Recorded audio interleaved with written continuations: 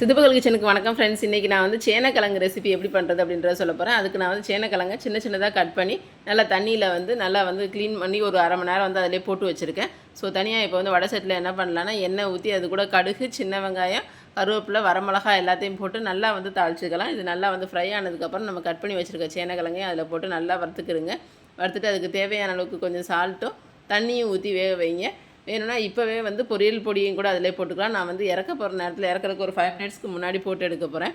So போட்டு எடுத்தால் அதுவும் ஒரு டிஃப்ரெண்ட்டான டேஸ்ட்டாக இருக்குன்ட்டுருக்கா. நல்லா தண்ணியை ஊற்றி வெந்து வந்துருச்சு பாருங்கள். இப்போ வெந்ததுக்கப்புறம் என்ன பண்ணலான்னா லைட்டாக அதில் பொரியல் பொடியும் போட்டு இதில் கொஞ்சமாக தண்ணி இருக்கும் போது பண்ணணும். தண்ணி இருக்கும் போது பண்ணால் தான் அந்த மசாலா வாசம் போகிற வரைக்கும் நம்ம வந்து பண்ணலாம்.